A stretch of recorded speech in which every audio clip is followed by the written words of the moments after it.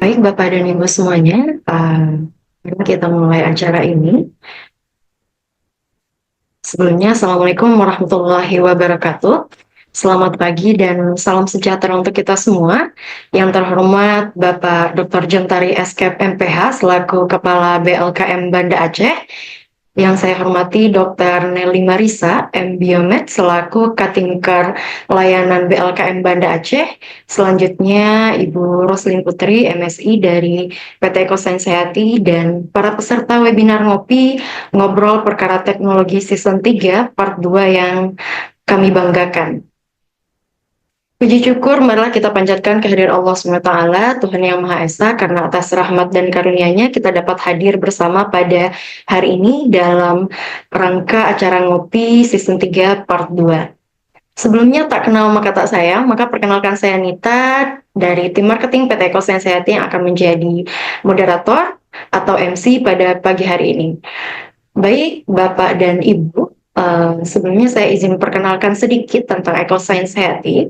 Ekosains Hayati sendiri adalah distributor alat laboratorium yang saat ini berfokus pada berbagai bidang seperti life science, environmental, dan pengembangan program laboratorium pendidikan yaitu EcoSmart Lab. Diinisiasi pada tahun 2023 dan berlanjut pada saat ini, Ngopi sudah mencapai 3 season Bapak dan Ibu. Dan ngopi di hari ini mengangkatkan berbagai tema, di mana saat ini kita fokus dengan tema waspadai legionellosis, infeksi emerging yang mengancam, strategi proaktif untuk mengendalikan penyakit legionellosis pada kesehatan masyarakat. Acara ini merupakan kolaborasi antara Ekosains Hayati dan Kemenkes Laboratorium Kesehatan Masyarakat Banda Aceh sebagai bentuk kepedulian kami terhadap isu kesehatan masyarakat, khususnya mengenai bakteri Legionella yang dapat menyebabkan penyakit serius. Baik Bapak dan Ibu, sebelumnya saya izin membacakan untuk susunan acara kita pada pagi hari ini. Yang pertama pembukaan oleh MC saya sendiri, dan yang kedua kita nanti sama-sama akan mendengarkan opening speech oleh Bapak Dr. Jontari, Kepala BLKM Banda Aceh. Kemudian kita sama-sama akan mendengarkan 2 sesi materi. Materi yang pertama akan diisi oleh Dr. Nelly Marisa M. Biomed, dan selanjutnya akan diisi oleh Mbak Roslin Putri dari Application Scientist Ekosains Hayati. Dan selanjutnya kita akan memasuki sesi tanya jawab yang dimana nanti Bapak dan Ibu bisa bebas untuk bertanya kepada pemateri pertama dan kedua. Dan selanjutnya kita akan memasuki dokumentasi dan terakhir penutupan. Baik Bapak dan Ibu, sebelum kita mulai diharapkan Bapak dan Ibu untuk menggunakan virtual background yang sudah dikirimkan dan open cam ketika dan selama acara berlangsung. Baik Bapak dan Ibu, mari kita mulai acara ini secara resmi dan buka secara resmi. Untuk itu kami mohon kesediaan Bapak Dr. Jontari Eskep MPH selaku Kepala BLKM Banda Aceh untuk memberikan sambutan sekaligus opening speech kepada Bapak Dr. Jontari. Kami persilakan. Terima kasih kepada Bu Yunita yang dari Marketing Ekosains. Bapak Ibu yang kami hormati, sebelum saya mulai, saya mohon izin cek dulu apakah suara saya bisa terdengar dengan baik. Sudah terdengar Pak. Oh ya, baik. Assalamualaikum warahmatullahi wabarakatuh. Selamat pagi dan salam sehat bagi kita semuanya. Bapak Ibu yang saya hormati, kepada Bu Yunita serta Bapak Ibu semua, saya mohon izin, peserta di sini semuanya banyak senior kami dan juga banyak juga kolega kami yang lebih paham akan penyakit ini. Jadi sekali lagi Bapak Ibu, kami di sini sifatnya sharing session dan mudah-mudahan bermanfaat bagi peningkatan kesehatan masyarakat Indonesia. Bapak Ibu, seperti judulnya ngopi, ini ngobrol perkara teknologi sesuai dengan transformasi kesehatan Kementerian Kesehatan saat ini. Bapak Ibu, ada 6 transformasi yang secara eksternal dan 1 secara internal. Transformasi yang paling penting terkait dengan ngopi ini yaitu transformasi yang ketiga dan keenam, yaitu ketahanan kesehatan dan juga penggunaan teknologi kesehatan. Bapak Ibu, saat ini kita dituntut harus bisa yaitu mandiri untuk membuat atau menciptakan diagnostik diagnostik patogen prioritas yang berpotensi KLB. Seperti yang sudah di-list Bapak Ibu, ada kurang lebih di Indonesia sekitar 83 patogen prioritas yang berpotensi sebagai KLB yang wajib kita ketahui cara diagnosis, cara penanganan, dan juga cara pencegahan Bapak Ibu. Dan selanjutnya Bapak Ibu, dan satu lagi tentu saja dalam percepatan diagnosis dan penanganan dibutuhkan teknologi. Inilah transformasi yang keenam. Dan selanjutnya Bapak Ibu, terkhusus topik kita hari ini yaitu legionellosis. Hal ini secara epidemiologi sangat penting. Yang pertama, kalau kita flashback ke belakang tahun 1976 dan 77, bakteri ini pernah menyebabkan KLB di USA atau di Amerika Serikat. Dan cukup panjang karena masa inkubasi patogen ini cukup panjang, bisa 24 jam dan sampai 10 hari. Jadi untuk transmisinya membutuhkan waktu dan bisa untuk menjangkit beberapa orang sekaligus.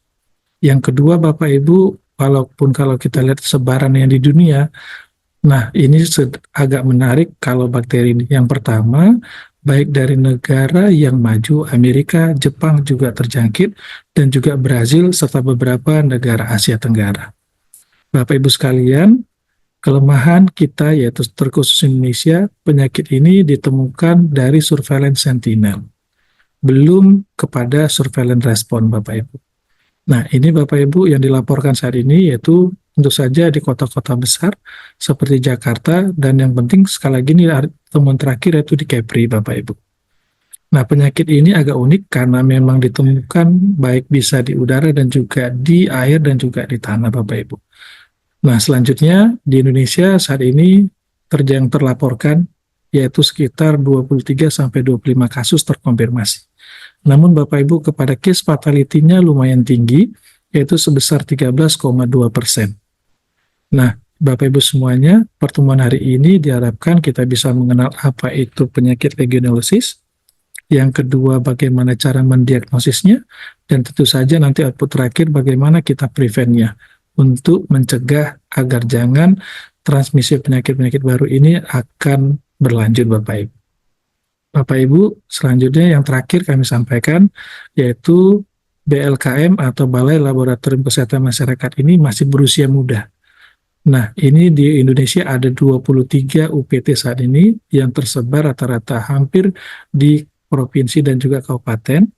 Namun sekali lagi Bapak Ibu, kami mempunyai fungsi 13 dan 14 fungsi untuk menangani atau mendiagnosis patogen-patogen prioritas tersebut.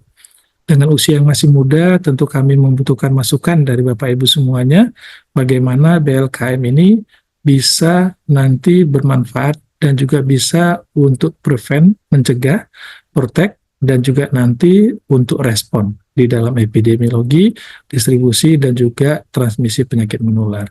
Dan yang terakhir Bapak Ibu, semoga ngopi ini bisa berlanjut dan bisa bermanfaat bagi kita semuanya, kalangan kesehatan dan juga masyarakat, demi tujuan satu, yaitu mempercepat pemutusan mata rantai penyakit menular. Dan kami mengucapkan terima kasih kepada PT EcoScience yang telah menginisiasi ngopi ini. Mudah-mudahan kita terus bisa berlanjut untuk sharing knowledge bagi Bapak Ibu semuanya. Sekali lagi Bapak Ibu, kami dari BLKM Banda Aceh mengucapkan selamat mengikuti webinar ini, ngopi yang sesi 3 ini, dan terima kasih kepada Ibu narasumber dan Bapak Ibu semuanya. Saya ucapkan terima kasih. Assalamualaikum warahmatullahi wabarakatuh. Selamat pagi dan salam sehat bagi kita semuanya. Waalaikumsalam warahmatullahi wabarakatuh. Ya, Waalaikumsalam warahmatullahi wabarakatuh. Salam sehat Pak. Baik, terima kasih saya ucapkan kepada Bapak Dr. Jontari atas sambutan dan arahannya yang sangat luar biasa, yang dimana kita pagi-pagi sudah mendapatkan insight yang begitu luar biasa dari Bapak Jontari. Terima kasih Pak. Baik Bapak dan Ibu, sesi yang paling kita tunggu-tunggu selanjutnya kita akan masuk ke sesi materi pertama yang akan dibawakan oleh narasumber kita yang sangat luar biasa nih Bapak dan Ibu, yaitu Dr. Nelly Marisa MBiomed. Beliau merupakan Katimker Layanan BLKM Banda Aceh dengan topik diagnosis, menata laksanaan dan pencegahan kasus Legionella. Kepada Dr. Nelly Marisa, kami persilahkan. Baik, terima kasih. Izin kedengaran dengan jelas? Apakah jelas, Bapak Ibu? Jelas sekali. Jelas ya. Oke, baik, terima kasih. Alhamdulillah. Assalamualaikum warahmatullahi wabarakatuh. Waalaikumsalam warahmatullahi wabarakatuh. Ya, baik, terima kasih kepada EcoScience yang sudah mempercayakan kami untuk menjadi, saya kalau dibilang pemateri itu kayaknya masih jauh ya, cuman memberi sedikit sharing-sharing saja. Sebenarnya kita ngobrol ulang, samalah kayak judulnya ngopi ya, berarti obrolannya santai, tapi mudah-mudahan ada manfaatnya. Karena saya yakin di antara Bapak Ibu yang hadir semua pengalamannya bisa jadi sudah jauh lebih banyak dari saya. Penghormatan saya kepada Pak Jontari selaku Kepala BLKM Banda Aceh dan Bapak Ibu semua yang sudah menyempatkan waktunya untuk berhadir pada sesi webinar kita pagi hari ini. Topik saya terkait dengan Legionella, mulai dari diagnosis, tata laksana, dan pencegahan. Izin saya share screen ya, Bu.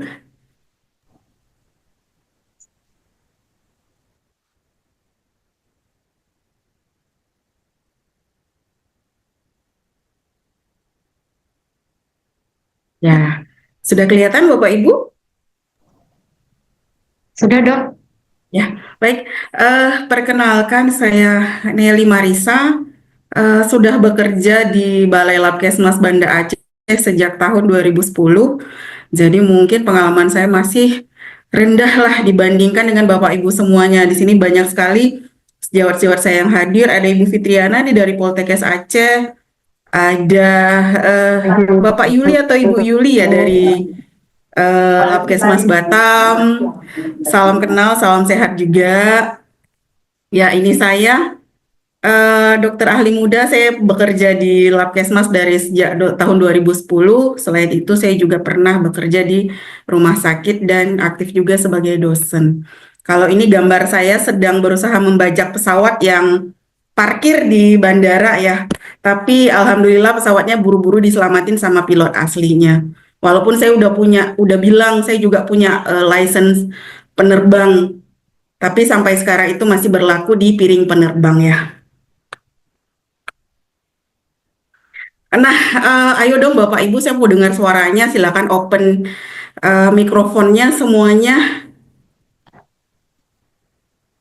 Ayo silakan open mikrofonnya semuanya. Ya. Nah, salam kenal dari makhluk kecil Nela. Salam kenal Bapak Ibu, selamat pagi, kata Legionella. Jadi dia udah mempersiapkan sebuah pantun pada pagi hari ini sambil berenang. Sudah mempersiapkan pantun. Jangan lupa dijawab ya Bapak Ibu. Seruput kopi dengan ceria. Cakep. Sambil dengerin cuap-cuap manja. Salam kenal dari aku si Legionella. Tapi semoga kita nggak pernah jumpa ya. Nah, karena kalau jumpa bisa kacau ya. Baik, terima kasih responnya Bapak Ibu. Nah, membahas tentang Legionella ini, saya fokusnya ke Legionella pneumopila ya Bapak Ibu, karena ini merupakan serotype yang paling banyak ditemukan dan yang paling banyak menyebabkan gejala klinis. Yang dulu pada tahun 47 itu awalnya dikenal seperti rickettsia, baru pada tahun 76-77 mulailah muncul wabah di Philadelphia pada sebuah konferensi yang dihadiri oleh militer US. Ya, pada saat itu ya mulai terjadi wabah yang disebabkan oleh Legionella. Ini merupakan bakteri gram negatif, sifatnya aerob, tidak membentuk spora dan tidak membentuk kapsul. Viabelnya ada teori yang mengemukakan pada suhu 25-37, namun ada teori-teori lain yang mengemukakan bahwa suhunya bisa lebih rendah, ada yang bilang 3-40. Nah, jadi memang banyak sekali penelitian-penelitian yang sudah dilakukan yang mengungkapkan bahwa viabilitas dari bakteri ini suhunya masih bervariasi namun masih dalam satu range. Nah, jadi bisa disimpulkan multiplikasinya itu mulai berkurang pada suhu sekitar 46. Nah, kalau sumbernya sendiri ini sebenarnya sangat luas, mulai dari sistem perairan yang natural sampai yang buatan. Dengan clinical outcome-nya itu ada dua, ada Pontiac fever dan penyakit legioner. Nanti kita akan bahas lebih lanjut.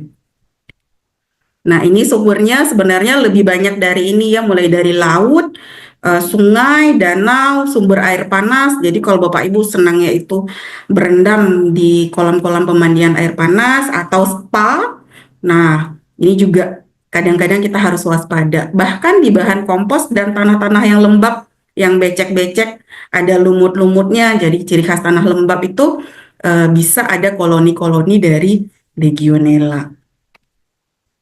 Nah, jadi salah satu kelebihan dari Legionella ini adalah mampu membentuk biofilm. Kalau kita bilang bahasa awamnya itu biofilm itu seperti kerak ya Bapak Ibu, kalau di pipa selaput-selaput kerak ataupun gerombolan-gerombolan lumut di pinggiran kolam. Nah, ini dikenal dengan biofilm. Jadi biofilm itu seperti gambar yang saya tampilkan di sini. Ada bisa terdapat satu atau berbagai macam mikroorganisme di dalamnya. Nah, ini yang coklat ini biofilmnya, kemudian ada si Legionella di dalamnya. Jadi kelebihan dengan pembentukan biofilm ini kenapa? Jadi dia bisa menghindari pada saat proses pembersihan atau penggunaan dari biosida. Nah, jadi biosida tertentu itu tidak mampu menembus lapisan biofilmnya. Jadi dia aman di dalamnya, tidur nyenyak, bobok nyenyak, bisa tarik selimut lagi. Kemudian ketika dia lepas, rilis ke permukaan sekitarnya itu, dia bisa berkembang biak di dalam sel-sel parasit seperti protozoa dan sel lainnya. Nah ini, jadi Legionella ini merupakan bakteri intraseluler, dia bisa berkembang biak di dalam sel eukariot, atau amuba seperti Acanthamuba, Balmutia, dan lain sebagainya, bahkan di dalam monosit dan makrofag. Nah, jadi kalau masuk ke dalam tubuh manusia, dia akan berkembang biak secara baik di dalam monosit atau makrofag. Kalau kasus sendiri sebenarnya di Eropa itu sudah sering ditemukan dari tahun 2019, ada 2,2 kasus per 1.000 penduduk, Italia juga seperti itu. Namun yang juga mengejutkan bahwa ada kenyataan bahwa kasus-kasus ini ada potensi perkembangan di rumah sakit. Jadi rumah sakit itu kan kita ketahui merupakan tempat di mana orang-orang sakit yang sistem imunnya terganggu atau menurun. Jadi kalau ada perkembangan kasus Legionella di rumah sakit, maka infeksinya itu akan sangat tinggi. Di Indonesia sendiri, sejak tahun 2023 itu sudah mulai dijalankan surveillance di Legionella. Sudah ditemukan 23 kasus sampai terakhir Februari 2025 yang lalu ada 23 kasus dengan 3 kasus kematian. Kalau di Palembang ada 2 dari 22 sampel air yang terkontaminasi, kemudian di Jawa Timur juga 12 sampel. Ini sampel-sampel air lingkungan dan kolam ya Bapak Ibu, ada 12 sampel air yang positif, di mana ada pertumbuhan amuba ataupun parasitik lainnya biasanya ditemukan ada Legionella di situ. Nah, ada faktor risikonya. Yang pertama kita bagi 2 nih, ada dari humannya dan dari lingkungannya. Jadi kalau untuk orangnya, yang pertama usia tua, lebih dari 50 tahun. Saya yakin lah Bapak Ibu di sini usianya masih di bawah itu semua ya Bapak Ibu ya. Kalau saya lihat dari teropongan jauh nih masih usia 17 lah. Sedang gemes-gemesnya gitu ya. Jadi usia pada jenis kelamin laki-laki juga, ayo laki-laki mulai waspada. Merokok, nah udah laki-laki tambah merokok, tambah alkohol lagi. Kemudian menderita gejala atau penyakit yang menyerang sistem imun, dan ada komorbid dengan penyakit kardiopulmonal, penyakit penyakit ginjal kronis maupun penyakit kronis lainnya. Nah, jadi kalau pada orang-orang seperti kriteria di atas mengalami pneumonia, tidak mempan dengan penggunaan antibiotik secara umum seperti beta-laktam, itu kita harus curiga mungkin salah satu penyebabnya adalah Legionella. Dengan masa inkubasi 2-14 hari ini biasanya. Sedangkan faktor resiko lingkungan itu mulai dari sistem airnya, sistem perpipaan, perawatan yang tidak baik, tidak teratur monitoringnya, maupun dekat dengan sumber penularan, ataupun ada genangan-genangan air dekat dengan kolam di mana proses perawatannya itu tidak maksimal. Ini bisa menjadi faktor resiko penyebaran dari Legionella. Nah, untuk diagnosisnya sendiri, tadi saya sudah sebutkan di depan, ada 2 yang non pneumonia dikenal dengan demam Pontiak. Bukan Pontianak ya Bapak Ibu, Pontiak. Tapi kemudian ada satu lagi yang munculnya itu bentuk pneumonia, dikenal dengan penyakit Legionnaire. Gejalanya sebenarnya sangat umum seperti pneumonia lainnya, makanya agak susah dibedakan dari gejala klinisnya saja. Jadi gejala umum mulai dari sakit kepala, gejala pada sistem pernafasannya, batuk, kemudian sesak nafas, kemudian bisa jadi demam, menggigil, lemah anggota gerak, kemudian pegel-pegel, nyeri tulang, kemudian gejala-gejala saluran cerna, mulai dari mual, muntah. Nah, seperti itu. Nah, untuk pembedanya sendiri antara penyakit Legionnaire dengan demam Pontiak itu, gejala klinisnya hampir sama, cuman pada Legionnaire ini lebih memberat biasanya, disertai dengan sesak nafas. Kalau pada demam Pontiak seperti kita pilek sehari-hari ya. Masa inkubasinya pada Legionnaire lebih lama dibandingkan dengan demam Pontiak, dengan durasi penyakit juga jauh lebih lama. Kalau secara klinis pemeriksaan radiologinya untuk Legionnaire akan menunjukkan tanda-tanda khas untuk pneumonia. Sedangkan dampaknya itu biasanya pada Legionnaire itu perlu perawatan di rumah sakit, sementara demam Pontiak itu akan sembuh sendiri. Nah, attack rate-nya itu lebih rendah pada Legionnaire, sedangkan demam Pontiak lebih tinggi. Jadi bisa ada menderita dengan CFR-nya lebih tinggi pada Legionnaire. Pengobatannya sebenarnya antibiotik, nanti akan saya jelaskan di belakang, tapi untuk demam Pontiak seperti pil sehari-hari kita cukup dengan terapi suportif saja.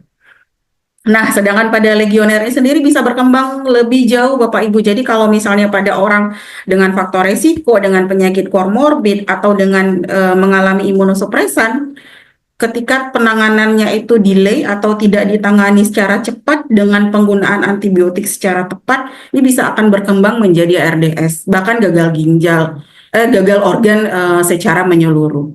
Nah, ini yang menjadi faktor pembunuhnya gitu. Jadi peningkatan kasus kematiannya itu biasanya karena dampak lebih jauh dari penyakit ini.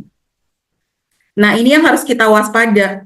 Jadi misalnya mulai terjadi CAP, peningkatan kasus pneumonia pada suatu komunitas tertentu. Kemudian adakah riwayat bepergian dalam 2 minggu sebelumnya? Kemudian pada orang dengan imunodefisiensi muncul penyakit CAP yang berat, pneumonia yang berat. Kemudian secara imagingnya, radiologinya menunjukkan efusi pleura di kedua belah lobus dari paru-parunya dengan multilobar, lesinya itu di semua lobusnya. Dan harus diwaspadai juga ketika adanya treatment empirik yang jelek. Ini yang kita curiga, mungkin mungkin penyebabnya Legionella. Ini X-ray seperti saya jelaskan tadi, saya rasa ini dokter radiologi lebih paham ya, saya ilmunya sangat sedikit terkait dengan ini. Jadi pada pneumonia yang kita curiga ke arah Legionella itu sudah muncul efusi pleura dengan bilateral parenkim opak. Nah, ini karakteristik epidemiologi dan pemeriksaannya. Jadi ada faktor resiko dari lingkungan, mulai dari masuk musim hujan, kemudian ini juga ada pada infant water births. Jadi kalau sekarang itu mulai dikenal dengan yang melahirkan di dalam air. Nah, itu juga bisa jadi salah satu faktor penyebab nanti muncul kasus Legionella, atau air perpipaan, suhu yang mulai hangat, ini juga penggunaan air conditioner juga iya. Kemudian ada risk factor dari hostnya yang tadi saya sudah jelaskan, baru kita lakukan pemeriksaan mulai dari spesimennya itu dari saluran nafas, bisa juga darah, urin, bahkan imaging. Nah, ini untuk deteksi lebih lanjut, gold standarnya tetap menggunakan kultur, Bapak Ibu. Mungkin Bapak Ibu sudah sering atau sudah pernah melakukannya, namun sensitivitas dari kultur ini sendiri 60-80%. Masih lebih rendah dibandingkan dengan ada pemeriksaan-pemeriksaan lainnya, karena memang dari ini dikenal Legionella ini agak susah tumbuh. Ataupun ada juga dia masa-masa dia dapat bertumbuh gitu. Jadi dia itu tidak hanya bisa tumbuh dengan gampang, harus ada melakukan berbagai macam perlakuan dulu sebelum dia dikultur. Nah, dan juga cost-nya itu juga lumayan mahal. Namun dari segi kelebihan kita bisa tahu spesies, bisa tahu serotype. Nah, kalau dari kekurangannya, waktunya lama. Sedangkan tadi pasien bisa jadi sudah menderita severe pneumonia. Jadi waktu pemberian antibiotik juga kita kejar-kejaran. Kemudian yang kedua ada serologi. Ini juga dilakukannya lebih gampang. Kemudian waktunya cepat. Dari segi biaya juga masih oke lah dan non-invasif gitu. Tapi harus diperhatikan juga bahwa pemeriksaan antibodi ini bisa cross reaksi dengan pemeriksaan-pemeriksaan lainnya ataupun penyakit lainnya. Yang ketiga ini yang lumayan juga gampang, ada pemeriksaan urin antigen test. Ini yang biasa gampang, cepat, 15 menit udah jadi rapid, non-invasif, apalagi orang hanya mengeluarkan urin, jadi gampang sekali untuk kita bisa melakukan pemeriksaan. Jadi bisa untuk pemeriksaan massal, nah bisa menggunakan yang urin. Kemudian untuk spektro juga bisa, mass spektro, cuman ini juga harga lumayan ya, perlu persiapan juga, jadi kadang kita susah untuk mendapatkan koloninya. Nah, karena lanjut dari kultur. Nah, yang paling murah lainnya adalah PCR. Ini sekarang kan apalagi pasca COVID kita diuntungkan dengan adanya sebaran laboratorium-laboratorium yang memiliki PCR secara luas di Indonesia. Jadi pemeriksaan yang memang mau untuk deteksi mikroorganisme sudah bisa kita lakukan dengan metode PCR saja. Dari segi harga juga udah lebih murah dan sensitivitasnya juga tinggi. Kemudian ada LEM dan NGS. Ini saya rasa masih pemeriksaan yang mahal sekali untuk NGS, kecuali memang untuk keperluan penelitian dan lain sebagainya. Nah, ini untuk terapi. Jadi memang antibiotik terapi utama untuk legioner. Selain tadi yang demam Pontiac cukup sembuh sendiri, terapi sportif saja, peningkatan sistem imun. Ada dua jenis antibiotik yang memang direkomendasikan, ada fluoroquinolone dan macrolide. Bisa gabungan di antara keduanya atau bisa salah satu tergantung dari berat ringannya gejala. Mulai dari penggunaan levo, moxifloxacin, bahkan ciprofloxacin. Kemudian ada macrolide, bisa jadi penggunaan azitromisin dan claritromisin. Yang paling penting adalah diagnosisnya cepat dan terapi cepat. Kenapa? Karena memang kalau legioner ini ketika terjadi pneumonia yang berat, kita kejar-kejaran sama waktu. Ketika delay pengobatan, delay terapi akan menyebabkan masa perpanjangan rawat itu menjadi lebih lama dan gejala yang ditimbulkan bisa jadi lebih berat. Jadi untuk rekomendasinya, ketika kita nggak tahu ini apa, kalau untuk penggunaan antibiotik pada pneumonia secara umum biasa digunakan beta-lactam. Jadi bisa dikombinasikan saja dengan beta-lactam, fluoroquinolone, dan macrolide.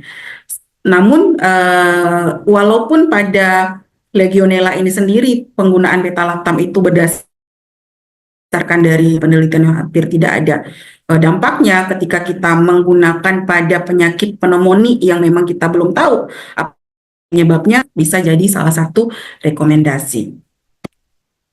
Nah, ini yang paling penting nih, pencegahan. Bagaimana kita mencegahnya? Jadi kita kenal dengan water safety plan. Bagaimana sih sistem air yang kita gunakan di lingkungan kita, di rumah sakit, gitu. Kemudian adakah potensi bahaya? Adakah kita menggunakan tangki-tangki yang besar yang memang susah untuk dibersihkan? Adakah sistem perpipaan yang panjang yang kompleks sehingga susah sekali untuk dilakukan pembersihan dan perawatan? Jadi perlu kita nilai, perlu kita lihat prudensialnya, baru kita terapkan langkah-langkah pengendalian dan tindakan perbaikan untuk pengelolaan sistem air tersebut. Nah, ini konkretnya, misalnya pada air pipa nih kita tetap harus mengacu pada standar baku mutu air berdasarkan Permenkes nomor 2 tahun 2023, di mana konsumsi air minum salah satunya itu harus tidak boleh ada mikroorganismenya secara kimia, fisika, kemudian bakterinya juga seperti itu. Dan yang harus Bapak Ibu ketahui bahwa penularan Legionella ini bisa muncul dari droplet saja. Jadi sistem AC pendingin ruangan kita sumber kontaminan. Kemudian untuk cooling tower, jadi kalau menggunakan cooling tower biasa di hotel kah, di rumah sakit kah, atau di perkantoran kah, mulai dari desain, pembersihannya, kemudian pemeliharaan, pengelolaan, dan desinfeksinya juga harus rutin. Serta bisa dilakukan juga kombinasi pemberian biosida dengan biodispersan. Kalau air mancur dekoratif yang cantik-cantik di depan rumah gitu, selain muncul jentik-jentik nyamuk juga bisa ada koloni-koloni Legionella. Bisa kita berikan desinfeksi kimia kaporit secara rutin. Nah, untuk kolam air panas, spa, kolam renang ini juga perlu penyaringan dan desinfeksi. Nah, ini juga menjadi salah satu alternatif untuk pengelolaan sistem air. Misalnya dengan melakukan heat treatment. Heat treatment itu merupakan suatu cara pemanasan air yang dilakukan dengan 2 cara. Yang pertama, kita berikan suhu panas pada sistem perpipaan dan sistem air tersebut selama 3 hari dengan suhunya 60-80 derajat Celcius. Nah, di seluruh pipa. Namun pada hari keempat atau hari selanjutnya itu suhunya sudah mulai diturunkan, terutama pada area-area distal Bapak Ibu yang mendekati ke area penggunaan, entah di daerah dekat keluarnya air atau di sistem pendingin ruangan tersebut.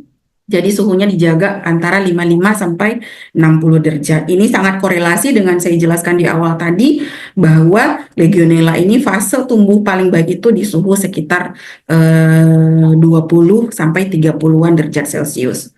Jadi kita berikan seperti itu. Namun ada kekurangannya juga nih, ada resiko korosif dari sistem saluran air kita dan ada resiko terbakar. Kalau orang nggak waspada begitu keluar air langsung suhunya 60, ada resiko luka bakar. Yang kedua ada UV, ada penggunaan sinar UV. Ini sebenarnya cukup efektif tapi nggak bisa dilakukan sebagai metode tunggal. Dan UV ini bisa cukup efektif dilakukan pada daerah yang near point of use, daerah dekat-dekat yang kita menggunakan. Jadi dia nggak bisa di sumber air di awalnya gitu, di hulunya, tapi bisa digunakan di hilirnya. Yang ketiga ini paling sering nih penggunaan klorin ya, penggunaan klorin. Jadi ada 2 sistem penggunaan klorin, ada yang continuous, ada yang intermittent. Kalau yang intermittent itu kita adjust klorinnya itu ke dalam sumber air, injeksi dengan konsentrasi tertentu yang lumayan tinggi. Baru nanti kita lakukan yang sistem continuous itu dengan konsentrasi yang rendah. Namun penggunaan klorin juga kadang bisa mengubah rasa dan warna dari air yang bikin jadi nggak sedap ya, apalagi kalau digunakan untuk kebutuhan sehari-hari. Yang terakhir filtrasi ini juga bisa menjadi salah satu pilihan dengan ukuran sekitar 0,2 mikro untuk pori-porinya. Namun kalau pada penggunaan filtrasi ini kita ada penggantian dari pore itu yang secara frekuensinya sudah teratur. Ini juga menimbulkan masalah yang baru. Bagaimanakah dengan biayanya? Bagaimanakah dengan pemeliharaan yang lainnya ya? Jadi udah saya kemukakan berbagai macam treatment untuk pencegahan. Silakan mungkin bisa dikombinasikan mana yang paling baik. Yang paling penting tadi di tempat-tempat umum, di rumah sakit, karena muncul kasus-kasus di rumah sakit terkait dengan Legionella. Nah, sepenutup saya mengungkapkan sebuah quote di sini, lingkungan sehat adalah bentuk investasi bagi masyarakat sehat. Jadi walaupun investasinya agak mahal, namun jika investasinya itu berdampak kesehatan, saya kira itu selalu akan bernilai sepadan. Baik, terima kasih. Assalamualaikum warahmatullahi wabarakatuh. Saya akhiri dan saya kembalikan kepada Mbak Yunita. Baik Bu, Waalaikumsalam warahmatullahi wabarakatuh. Baik, terima kasih kami ucapkan kepada Dr. Nelly Marisa atas materi yang tadi sama-sama kita dengarkan ya Bapak dan Ibu, yang begitu sangat informatif dan membuka wawasan kita bersama tentang bahaya legionellosis serta bagaimana sih langkah-langkah untuk mencegahnya. Dan tadi juga Dr. Nelly juga meng-highlight bagian yang memaparkan mulai dari bakteri legionella itu apa, deteksinya seperti apa, bahaya serta gejala hingga pencegahan dan strategi desinfeksinya seperti apa. Baik Bapak dan Ibu, mungkin kita lanjut ke materi kedua dulu, dan nanti kita akan sesi tanya jawab di akhir setelah pemateri kedua. Baik, kita lanjutkan ke materi kedua yang akan dibawakan oleh Mbak Roslin Putri MSI. Beliau merupakan application scientist dari PT EcoSense Hayati dengan topik teknologi deteksi legionella dan strategi pencegahannya. Kepada Mbak Roslin kami persilahkan.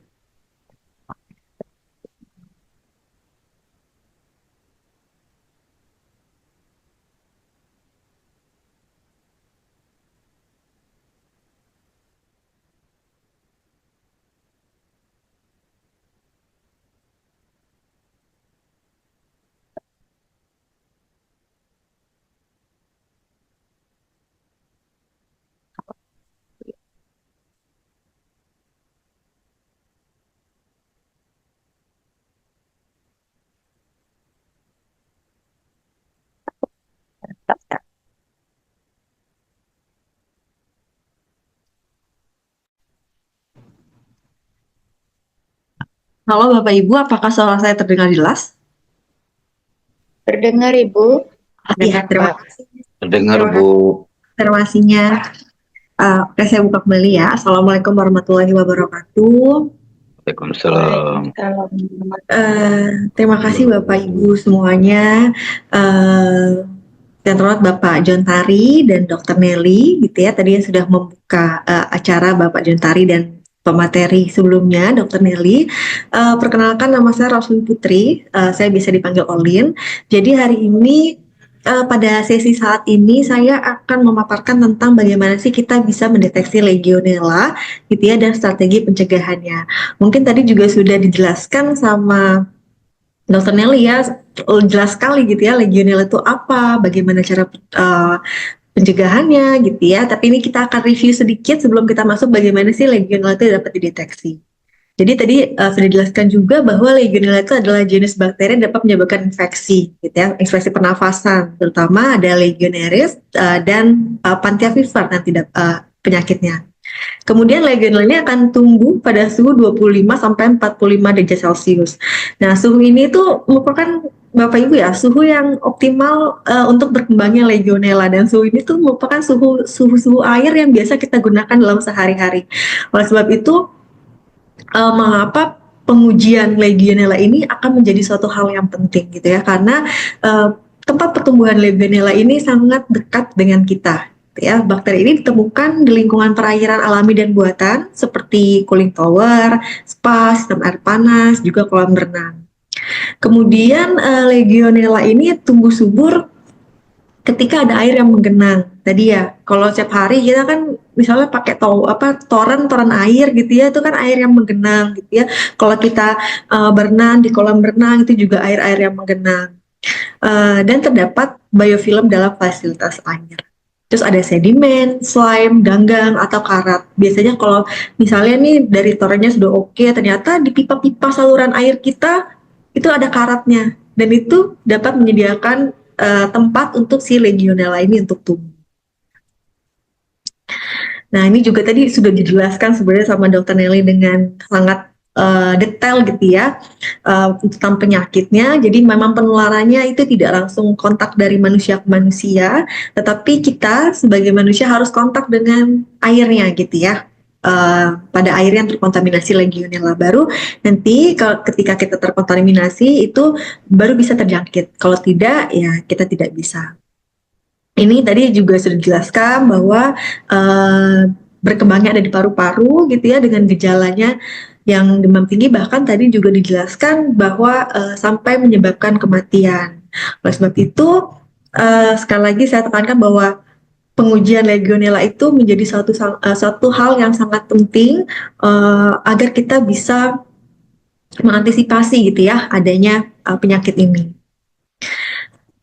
Oke, sebelum kita masuk ke dalam pengujian Legionella gitu ya, kita akan lihat dulu nih regulasi yang ada di dunia tentang Legionella. Biasanya kalau misalnya untuk kesehatan kita akan mengacu pada CDC dan NIH. Gitu ya, berapa sih batasan maksimum Legionella yang boleh ada di Indonesia? Tetapi pada untuk kasus Legionella ini, CDC dan NIH itu tidak menyebutkan batasan jumlah Legionella yang diperbolehkan. Dan kedua lembaga ini menyerahkan kepada regulasi masing-masing negara. Ini halnya mungkin bisa disebabkan karena Legionella ini akan tumbuh dan berkembang, itu juga tergantung sama lingkungan, kemudian bagaimana profil seorang bisa terjangkit gitu ya. Tadi juga sudah dijelaskan oleh Dr. Nelly bahwa kayak usia rentan berapa tadi ya, di atas 50 tahun, kemudian laki-laki dengan perokok, alkohol dan lain-lain. Nah, makanya nanti akan dibuat nih per masing-masing negara. Nah, di sini kalau di Indonesia ada di Permenkes nomor 2 tahun 2023, itu menjelaskan tentang air kolam renang dan air spa itu harus kurang dari 1 CFU per 100 mili, atau biasanya harusnya 0 gitu ya, 0, nggak boleh sama sekali ada Legionella. Kemudian di negara-negara luar itu rata-rata masih diperbolehkan ada Legionella, tapi dalam batasan tertentu. Misalnya harus kurang dari 1.000, harus dari 1.000 sampai 100.000 masih oke gitu ya. Ada yang juga di Rusia harus sampai 0. Ada juga negara kita itu pakai 100 mili sampelnya per 100 mili. Kalau di negara lain itu banyakan juga pakai sampelnya harus liter. Nah, kenapa dia harus liter? Menurut literasi yang saya baca, karena biasanya kan sampel-sampel yang kita ujikan itu kan akan sampel yang bulky ya, misalnya kayak air kolam renang, air toran gitu ya. Nah, itu kan jumlahnya banyak, sehingga sampel yang kita gunakan itu juga jumlahnya harus banyak agar bisa terwakilkan gitu dari sampel itu. Makanya biasanya mereka menggunakannya 1 liter. Sesuai dengan ISO itu juga pengujiannya itu menggunakan sampelnya sebanyak 1 liter itu. Nah, kemudian kita masuk yang pertama. Jadi pengujian Legionella ini banyak caranya, ya. Yang pertama adalah dengan dikultur. Dikultur ini sesuai dengan ISO, CDC, dan US EPA. Nah, ketiga lembaga ini juga memberikan kepada kita, gitu ya, bagaimana sih cara-cara kita dapat mengkultur Legionella ini untuk deteksi. Jadi untuk kultur sendiri, yang pertama ada caranya adalah sampelnya itu di concentrate by membrane filter. Jadi di konsentrat dulu menggunakan membran filter, biasanya nanti ada seperti vakum gitu ya Bapak Ibu ya. Mungkin Bapak Ibu di sini sudah sering sekali gitu melakukan ini untuk biasanya untuk sampel-sampel bakteri, sampel air, kemudian untuk pengujian bakterinya itu bisa juga di concentrate gitu. Nah, kemudian setelah itu ada juga yang nggak perlu di concentrate, hanya perlu didilusi. Ya, ada juga sampel-sampel yang nggak perlu didilusi, nggak perlu dikonsentrate, tapi bisa langsung direct ke plate-nya. Gitu. Dan ini pemilihannya nanti akan tergantung sama kondisi sampelnya. Nanti akan kita jelaskan di slide selanjutnya. Nah, selain beberapa jenis pengkulturan gitu ya, bagaimana caranya kita mengkultur, ini juga ada pre-treatment dalam kulturnya. Yang pertama ada washing procedure. Jadi washing itu nanti setelah difilter, dia akan ditambahkan 5-10 mili steril diluent, kemudian di vortex selama 2 menit. Dan ini hasilnya yang akan digunakan pada tahapan selanjutnya. Setelah itu ada heat treatment. Jadi heat treatment ini dari 5 mili sampel, baik itu yang dikonsentrate atau tidak dikonsentrate, nanti akan dipanaskan menggunakan water bath pada suhu 50 derajat Celcius selama 30 menit. Jadi di heat treatment dulu, atau ada satu lagi Bapak Ibu. namanya acid treatment. Jadi nanti satu sampel itu akan dihomogenkan dan ditambahkan dengan 9, jadi perbandingannya 1:9, satu sampel banding 9 acid solutionnya, seperti itu. Nah, kapan sih kita pakai washing procedure gitu ya, kapan kita bisa direct, kapan kita pakai heat treatment dan acid treatment, itu dijelaskan semua pada ISO 11731 tahun 2017. Jadi Bapak Ibu, ini kita masih tahapan pre-treatment sampel gitu ya, belum masuk ke pengujiannya.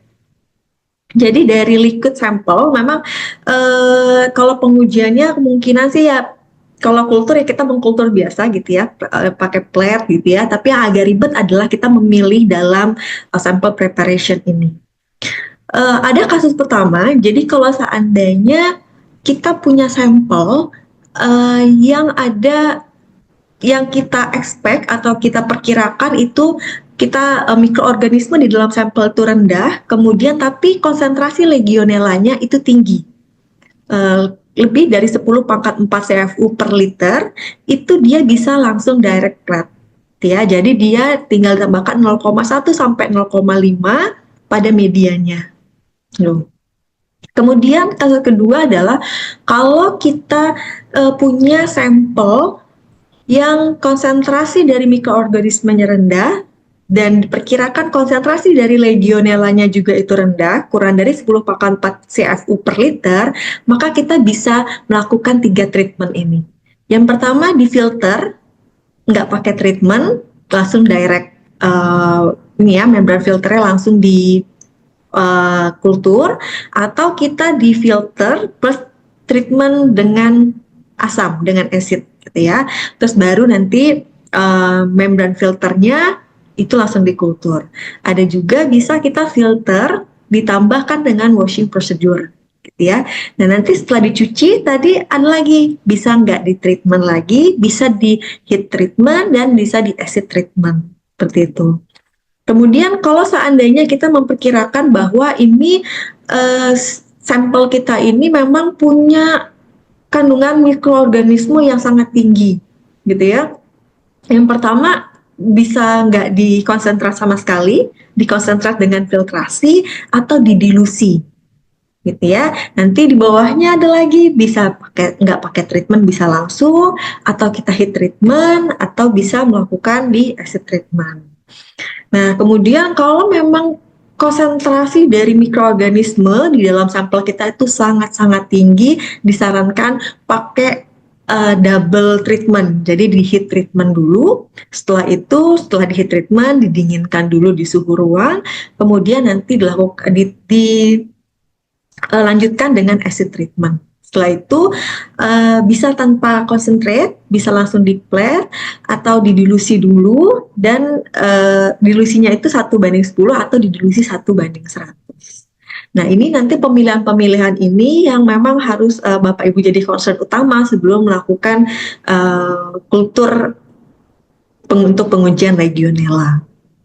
Kalau untuk treatment acid dan treatment panas gitu ya, tujuannya adalah sebenarnya untuk dia menghilangkan, mereduce bakteri-bakteri lain yang selain legionella gitu ya. Jadinya kalau misalnya di dalam itu misalnya ada E. coli-nya, ada bakteri-bakteri patogen lain, itu bisa direduce dulu dan nanti biar bisa legionellanya lebih tumbuh gitu dibandingkan dengan bakteri lainnya. Sehingga kalau Bapak Ibu lihat nih di awal, yang kalau kita misalnya mikroorganismenya itu dalam satu sampel itu rendah tapi diperkirakan legionellanya tinggi, maka dia tidak perlu ditreatment sama sekali.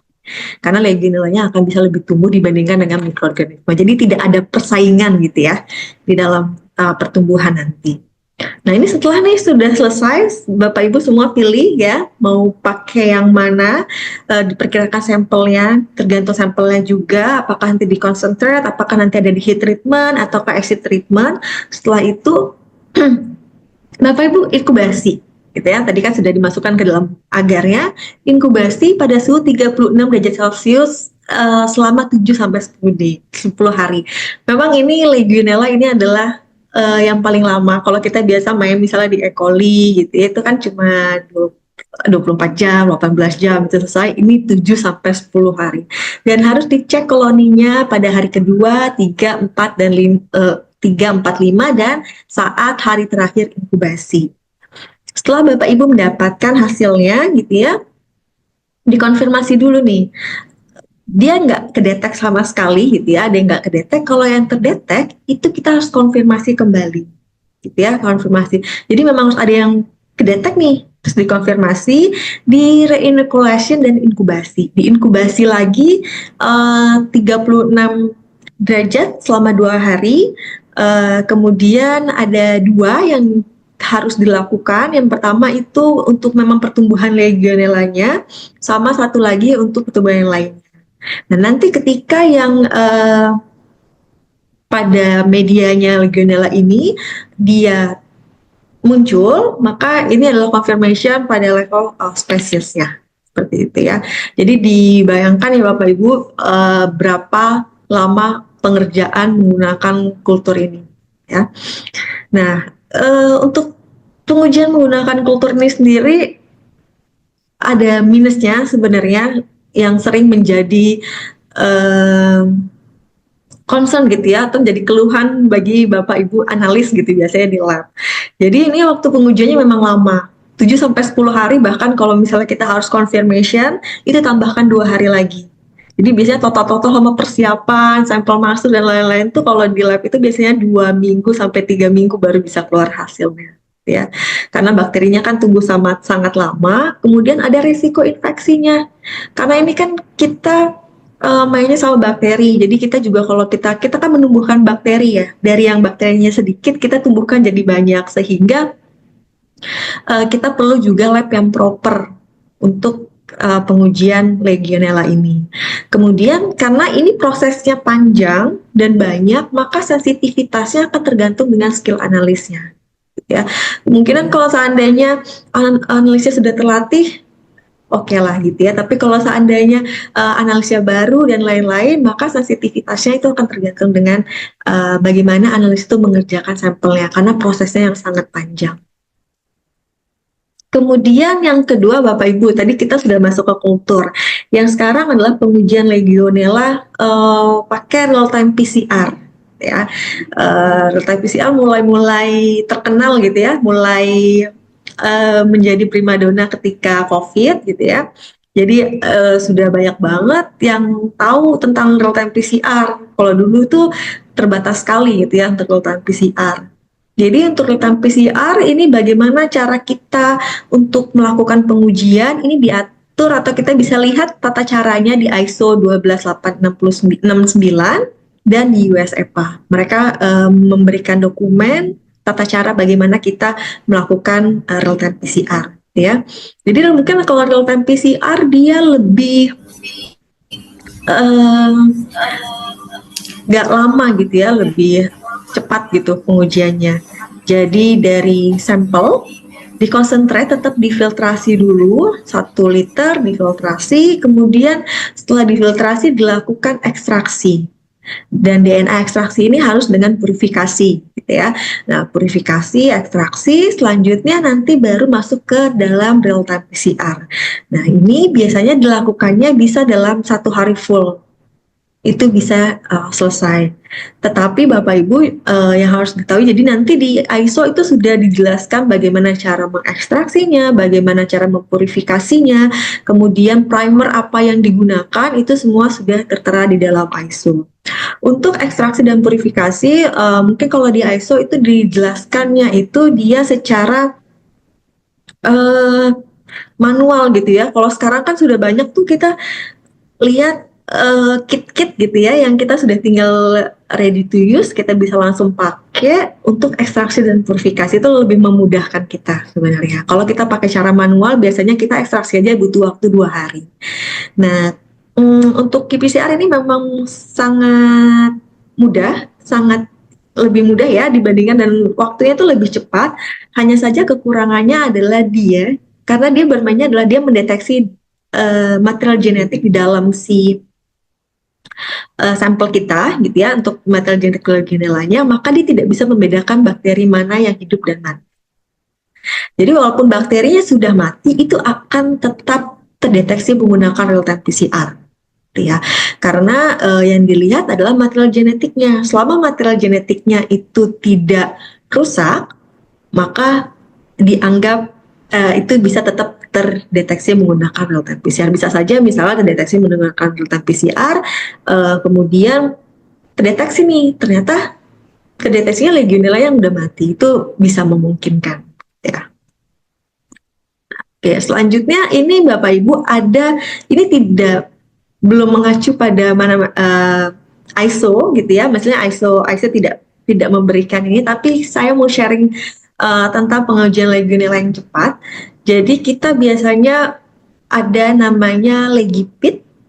Jadi Legipit ini sistemnya tetap difiltrasi dulu. Jadi filtrasi, kemudian nanti dianalisis menggunakan beberapa campuran-campuran reagen, terus di shaking dengan panas, kemudian diujikan menggunakan namanya prime lab multitest photometer, dikuantifikasi, hasilnya tetap CFU gitu ya. Jadi pengerjaannya ini cepat, dia hanya 1 jam pengerjaannya, dia sudah kuantitatif, dengan range 60 sampai 10 pangkat 6 CFU, kemudian dia hanya mendeteksi Legionella yang hidup. Ya, jadi hasilnya lebih real. Bagaimana sih cara Legipit ini dia bisa mendeteksi Legionella? Jadi sistemnya adalah nanti pakai antibodi antigen. Ada magnetnya di dalam si reagennya itu, nanti dia yang bisa menarik antibodi. Jadi pasangan antibodinya dimasukkan ke dalam reagennya, nanti kan antibodi kan akan berpasangan sama antigen gitu ya, yang spesifik. Jadi ketika nanti antibodi ini menemukan antigennya dari Legionella, maka dia akan ditarik oleh magnet, kemudian nanti ada color tracer yang akan diujikan atau dikuantifikasikan menggunakan alat namanya fotometer. Nah, saya ini yang sebelah kiri Bapak Ibu, ini adalah alat fotometer. Jadi nanti tinggal selesai gitu ya, selesai dianalis, tinggal dimasukkan sampelnya ke dalam alat fotometer ini, kemudian nanti langsung dapatkan CF itu hasilnya.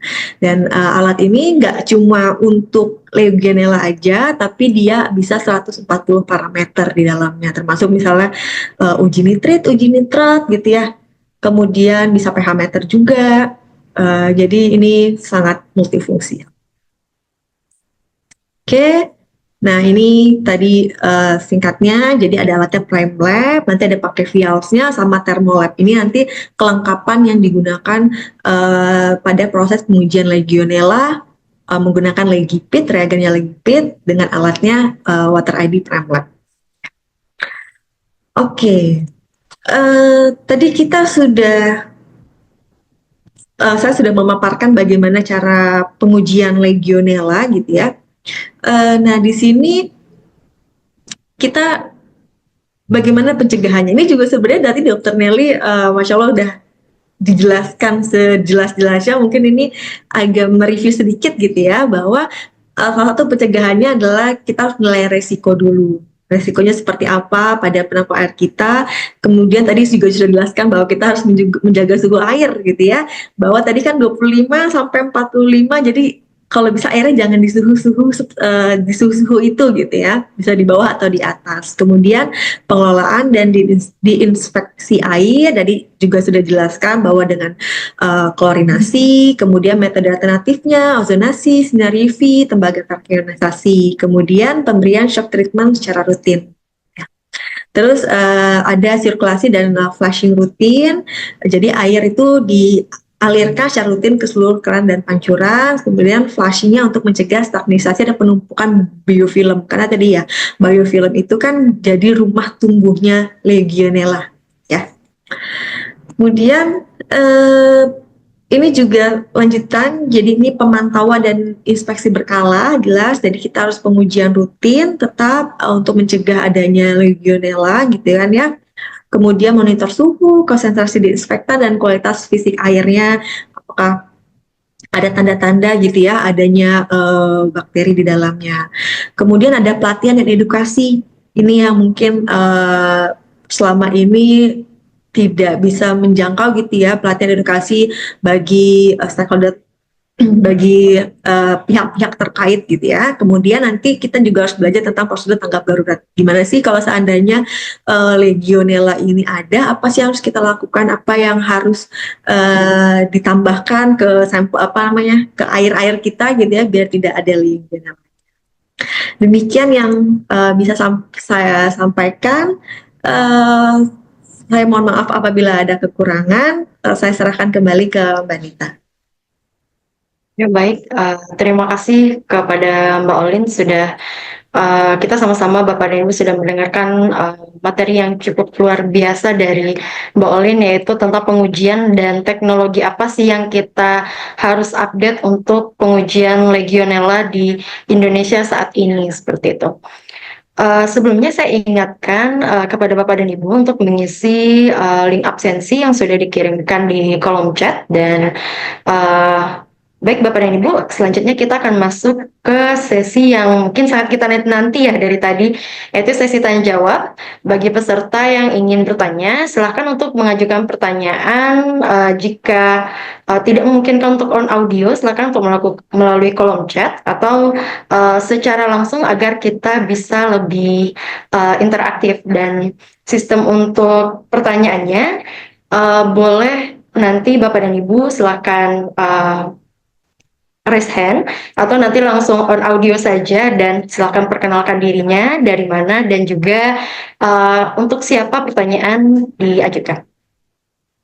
Silakan Bapak dan Ibu.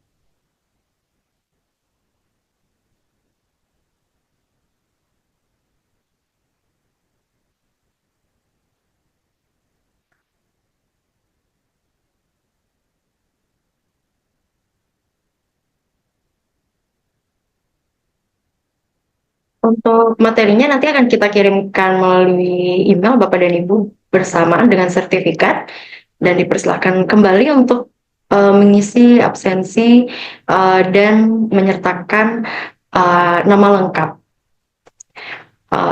Dipersilakan Pak Jadid Sukan dari mana Pak? Dipersilakan Pak Jadid dari Polkes Palu. Silakan on audio Pak.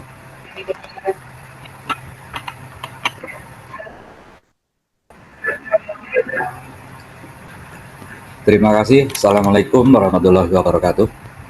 Waalaikumsalam. Yang ingin saya tanyakan ini tentang sistem pengolahan air bersih PDAM, apakah selama ini terpantau aman begitu saja ya? Maksudnya dari sisi bakteri legionosisnya ini juga sudah aman begitu dari semua parameter termasuk legionosisnya itu. Terima kasih.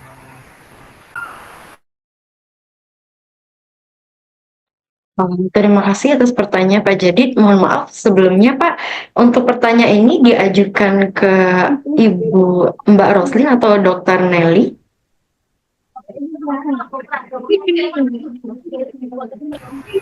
Silahkan, boleh dua-duanya.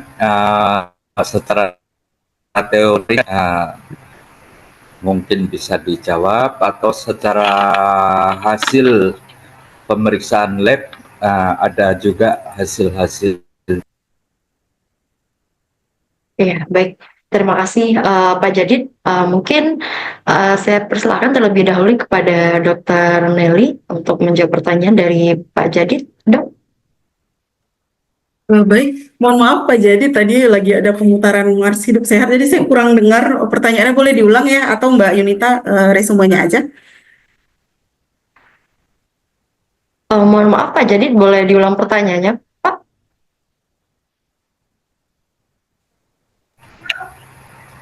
Ya, jadi pertanyaan saya tadi,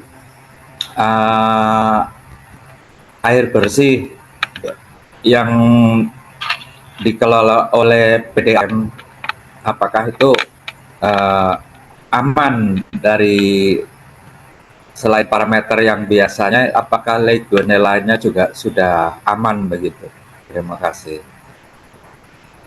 Ya, eh, sebenarnya kan kita sudah ada aturan ya Pak Jadi untuk ketentuan untuk mutu baku air ya seperti itu ya Bapak ya.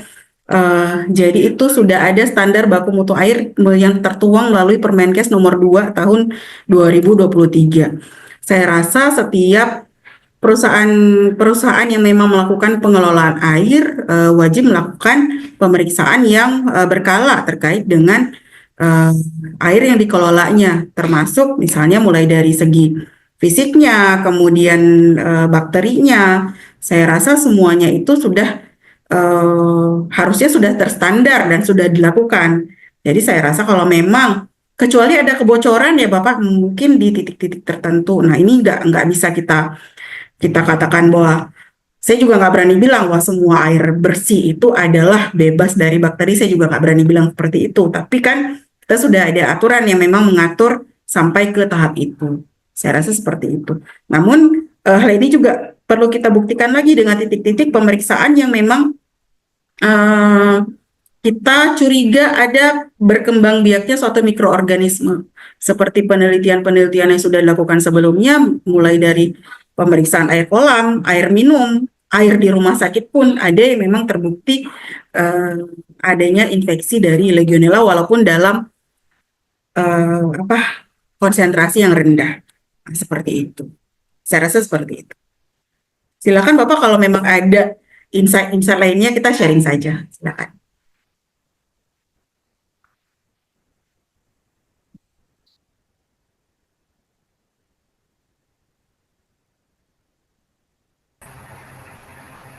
Baik, terima kasih. Terima kasih, Bu. Ya, sama-sama Bapak.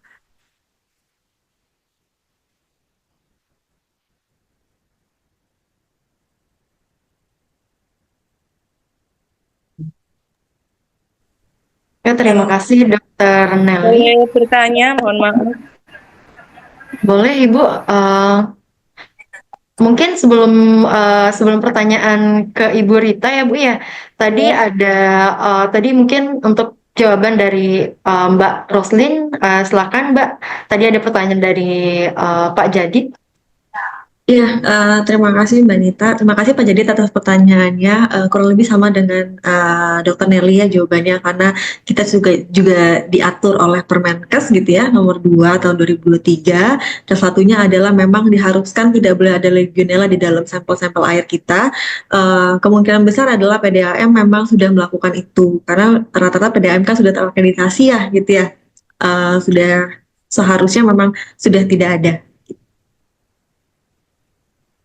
Ya, terima kasih Mbak Nita, mungkin bisa dilanjutkan. Oke, terima kasih Mbak Olin. Dan sebelum lanjut ke pertanyaan berikutnya, mungkin kepada Bapak dan Ibu, silakan nanti untuk interaktif secara bertanya dan juga ini kita akan ada 3 penanya terbaik yang nanti akan dipilih oleh Dr. Nelly dan juga Bapak Jontari. Dipersilakan Pak Jontari dan juga Dr. Nelly untuk memilih 3 penanya terbaik yang nantinya akan kita isikan OVO atau door prize lainnya. Baik, mungkin pertanyaan selanjutnya tadi udah ada Bu Rita, dipersilahkan Bu. Iya, terima kasih. Assalamualaikum warahmatullahi wabarakatuh. Saya Bu Rita Yuliati dari Labkesda Kota Mojokerto. Izin bertanya, Ibu mungkin bisa Bu Dokter atau nanti Bapak yang lainnya. Mohon maaf izin bertanya Bu, karena untuk Legionella ini di Labkes kami memang ingin kami masukkan ke dalam parameter. Jadi saya teman-teman yang ada di lab terutama mikro ingin mengetahui banyak mengenai Legionella. Untuk Legionella ini Ibu tadi sudah disampaikan oleh Bu Dokter bahwa masuk di dalam Permenkes nomor 2 tahun 2023. Itu untuk baku mutunya berarti harus 0 nih. Itu untuk semua air ataukah hanya untuk air minum saja atau semuanya? Kalau di perhotelan itu mungkin biasanya masuk di air towernya atau tandon ya mungkin. Terus kemudian di rumah sakit juga ada ya untuk air yang harus bebas Legionella. Apakah itu nanti misal apabila kami masukkan ke dalam parameter yang ada di laboratorium kami, itu baku mutunya adalah 0. Jadi tidak ada perkembangbiakan Legionella. Seperti itu yang pertama. Kemudian itu untuk baku mutu nggih. Terus yang saya tanyakan lagi, tata cara pengambilan sampel untuk Legionella. Apakah itu menggunakan botol khusus atau semacamnya, seperti nyun sewu pada pemeriksaan endotoksin kita harus memakai tabung atau botol yang khusus. Apakah ada perlakuan seperti itu ataukah pengambilan sampel seperti pada umumnya untuk mikrobiologi? Jadi harus biasanya kalau untuk mikro kan bebas kontaminan, steril seperti itu. Terus apakah ada yang khusus untuk yang Legionella ini? Terus kemudian tadi saya sudah chat di itu obrolan, ngapunten untuk tanya harga alat karena ini sangat penting Bu, karena kita kan insya Allah akan mengajukan Legionella ini untuk alat harganya berapa, ini karena sangat penting sekali untuk anggaran seperti itu. Terus nanti mungkin tata caranya tadi ngapunten saya masuknya agak telat. Oke, mungkin itu aja sementara, terima kasih. Assalamualaikum warahmatullahi wabarakatuh. Waalaikumsalam warahmatullahi wabarakatuh. Terima kasih pertanyaannya Bu Rita. Dan Bu Rita cukup memborong pertanyaan hari ini ya Bapak dan Ibu. Mungkin sebelumnya saya persilakan terlebih dahulu kepada Dr. Nelly untuk menjawab pertanyaan. Karena tadi pertanyaan juga untuk dua pemateri ya Ibu. Silakan Dok. Baik, terima kasih Bu Rita, pertanyaannya banyak sekali ya. Mudah-mudahan habis ini Labkesda bisa langsung jalan untuk pemeriksaan Legionella ya Bu ya. Amin ya Bu. Iya, amin Ibu. Jadi tadi untuk pertanyaan pertama, sebenarnya kan kita sudah ada Permenkesnya Ibu. Nanti gampang sih, tinggal Ibu searching aja Permenkes nomor 2 tahun 2023 terkait dengan standar baku mutu air. Kalau untuk air minum memang harus 0 Ibu untuk bakteri ya Ibu ya.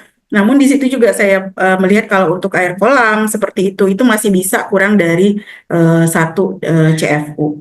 Jadi kalau air-air lainnya nanti silakan Ibu lihat sendiri aja, tergantung kan parameternya banyak sekali ya Bu ya. Jadi saya rasa nanti Ibu silakan menyesuaikan saja untuk jenis pemeriksaan yang akan Ibu lakukan gitu. Kalau terkait dengan alat kayaknya tadi Mbak Olin lebih oke lah ya untuk menjawabnya ya Mbak ya. Ya silakan Mbak. Ya, oke terima kasih Bu Rita ya. Kalau tadi untuk alat, untuk harga, saya nanti mohon izin ya Ibu untuk tim saya yang akan menghubungi Ibu gitu ya, karena memang saya kan aplikan ya Bu, jadi saya nggak tahu benar tentang harga. Nanti izin ya Ibu, mungkin kita bisa diskusi lebih lanjut untuk bagaimana kita juga nanti coba kita akan diskusikan bagaimana pengujian yang efektif gitu ya, yang akan dilakukan di Labkes seperti itu. Nah kemudian tadi ya gimana sih sampel ini? Ya sama Bu, jadi kalau seandainya untuk sampel semua bakteri, kita tetap harus untuk pengambilan sampelnya, itu memang harus pakai yang steril gitu ya, biar tidak ada kontaminasi lainnya. Jadi benar-benar bakteri yang bisa diujikan, itu memang benar-benar hasilnya adalah bakteri yang ada di sampelnya, bukan dari kontaminasi tempat lainnya. Nanti untuk sampling ini, Ibu juga bisa nanti mengacu pada ISO 19458 gitu ya. Itu akan jadi bagaimana kita ngambil sampel, bagaimana nanti dibawanya gitu ya sampelnya, karena sampel bakteri ini mudah-mudah susah gitu ya untuk bawanya, karena bakteri ini kan berkembang, kita salah simpen suhunya gitu ya, suhu penyimpanannya salah, rusak sampel kita gitu, mati semua nanti bakterinya, nggak ada hasilnya seperti itu. Jadi nanti dijelaskan di situ bagaimana ngambilnya, bagaimana transportnya, dan bagaimana untuk penyimpanan sampelnya Ibu ya. Itu ada di ISO 19458 gitu ya Ibu. Nanti izin ya Ibu Rita, mungkin nanti kita akan mungkin saya dan tim saya akan menghubungi Ibu, kita diskusi lebih jauh gitu ya tentang bagaimana pengujian ini, nanti apa yang bisa kita bantu di sana juga, nanti kita akan banyak diskusinya. Siap. Bisa Ibu ya. Terima kasih Bu. Sami-sami. Terima kasih Mbak Olin dan juga Dr. Nelly, dan mungkin dari Ibu Rita apakah cukup Bu? Sementara cukup Mbak, karena kan kalau untuk misal untuk pengambilan sampel dan mana alatnya kemungkinan khusus itu ya harus agak agak panjang dan lama mungkin itu ya. Iya, demikian mungkin cukup dulu Mbak. Oke, terima kasih. Oke, terima kasih Bu Rita. Nanti kami dari tim EcoSense izin menghubungi ya Bu ya. Siap, nggih. Baik Bapak dan Ibu, ini mungkin kita tanya jawabnya akan cukup panjang ya Bapak dan Ibu, karena juga ini di kolom chat saya lihat juga udah ada antrian untuk pertanyaan, dan mungkin saya bacakan untuk pertanyaan tadi udah dari jam 10 udah ada pertanyaan pertama dari Ibu Rika. Sebenarnya Ibu Rika mohon maaf belum bisa on audio Bapak dan Ibu, terkendala sinyal. Saya Rika izin bertanya kepada Mbak Roslin, pada inspeksi berkala fasilitas umum seperti hotel dan spa ditemukan biofilm pada pipa air hangat. Bagaimana pendekatan deteksi yang disarankan untuk memetakan sebaran Legionella di sistem tersebut? Dan izin bertanya juga kepada Dr. Nelly, yaitu di daerah pesisir dengan sanitasi rendah ada laporan rutin pasien dengan gejala infeksi saluran pernapasan bawah. Apakah Legionella perlu dipertimbangkan sebagai penyebab, dan bagaimana untuk mengonfirmasi diagnosisnya? Mungkin dipersilakan karena ini pertanyaan pertama ke Mbak Roslin terlebih dahulu. Silakan Mbak Olin. Ya, baik, terima kasih. Terima kasih Bu Rika atas pertanyaannya. Jadi, kalau memang Ibu sudah melakukan inspeksi gitu ya pada fasilitas umum, kemudian menemukan biofilm yang kemungkinan ini karena tempat tumbuhnya Legionella gitu ya, dikhawatirkan terdapat Legionella gitu ya, bagaimana kita bisa mendeteksinya. Jadi nanti akan tergantung Ibu fasilitas apa yang sudah Ibu punya di laboratorium gitu ya. Kalau memang seandainya kan tadi ada 3 ya, ada pakai kultur, ada pakai PCR, kemudian ada pakai water ID gitu ya. Nah, kalau seandainya Ibu memang sudah punyanya untuk fasilitas kultur dengan lab yang proper, paling nggak punya BSC gitu ya, labnya BSL gitu, bisa dilakukan dengan kultur. Tapi kalau memang Ibu misalnya sudah ada, ini Mbak Anita saya boleh nggak? Karena saya baca ada juga pertanyaan di bawahnya gitu ya. Ada tadi saya ini menentukan pemilihan metode preparasi, sekalian saya jawab boleh ya, dari Pak Joni Henry ya, dari LKM Pangandaran. Jadi karena ini agak terkait, jadi coba saya jawab secara bersamaan gitu ya. Jadi kalau memang tadi fasilitas yang dimiliki laboratoriumnya gitu. Tapi kalau seandainya Bapak Ibu di labnya itu belum punya fasilitasnya dan atau misalnya akan melakukannya, pemilihan sebenarnya adalah Bapak Ibu butuh waktu yang cepat atau enggak, seperti itu. Kemudian nanti akan masuk ruang lingkup atau enggak, seperti itu ya. Nanti pemilihannya itu akan tergantung sama fasilitas-fasilitas yang ada di laboratoriumnya juga. Kemudian kalau bertanya pada preparasi sampel ya, karena Bapak Joni Henry itu dia belum pernah gitu ya, belum pernah tahu gitu sampel itu apakah, jadi tidak punya ekspektasi apa-apa sama sampelnya gitu ya. Jadi cuma ada sampel unknown gitu, kita nggak tahu nih ini adalah low apa enggak, high concentration atau enggak. Mungkin Bapak bisa nanti di tracingnya dengan apakah pada tempat pengambilan sampelnya sudah ada biofilm atau belum gitu ya, sudah terlihat ada tanda-tanda tempat tumbuhnya Legionella atau belum. Kalau memang sudah, mungkin nanti bisa ditingkatkan bahwa ini adalah kemungkinan akan tinggi Legionellanya. Kalau misalnya ini cuma pemeriksaan rutin gitu ya, di dalam hotel biasanya kolam renang yang biasanya akan diujikan Legionellanya, ya tidak terdapat biofilm, tidak ada sedimennya, nggak ada slime-nya, atau nggak ada tempat-tempat tubuh Legionellanya, itu bisa diekspektasikan bahwa konsentrasi Legionellanya akan rendah. Dan kalau seandainya misalnya ini aja nih kayak air limbah gitu ya, di air limbah ini airnya udah kotor, berbau seperti itu pasti udah high concentration dalam si bakterinya. Karena kalau misalnya air yang sudah akan terlihat gitu ya dari baunya dan lain-lain, itu bakteri itu banyak, itu bisa terlihat secara fisik dan Tapi kita memang nggak tahu ya bakteri apa aja yang tumbuh gitu ya, tapi sudah bisa terlihat dari penciuman kita, dari baunya itu sudah akan berbeda. Gitu. Kemudian kalau seandainya juga ada kasus-kasus Pak, tiba-tiba misalnya oh ini ada kasus nih, kasus ada seseorang terjangkit Legionella, itu sudah bisa dipastikan bahwa kita bisa ekspektasikan bahwa Legionella di dalam situ adalah tinggi. Seperti itu. Semoga menjawab Bapak Ibu.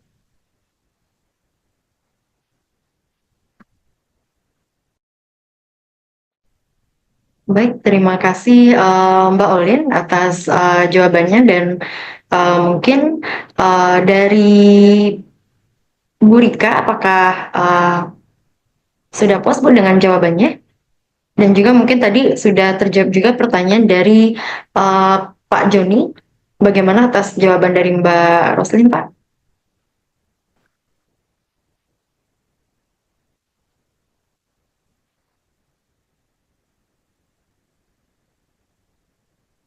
Mungkin cukup ya Mbak Olin ya. Dan mungkin tadi juga ada pertanyaan untuk Dokter Nelly sebenarnya dari pertanyaan pertama Dok tentang di daerah pesisir dengan sanitasi rendah ada laporan rutin pasien dengan gejala infeksi saluran pernapasan bawah. Apakah Legionella perlu dipertimbangkan untuk sebagai penyebab tersebut dan bagaimana mengonfirmasi diagnosisnya? Mungkin dipersilakan Dr. Nelly untuk menjawab pertanyaan dari Bu Rika. Oke, baik. Terima kasih Mbak Yunita. Bu Rika, terima kasih atas pertanyaannya. Izin saya mengambil sumber dari pedoman surveillance untuk Legionella ya Bu ya, pedoman pencegahan dan pengendalian legionellosis. Jadi sebenarnya di situ sudah ada alur. Izin boleh saya share screen ya biar lebih gampang ya.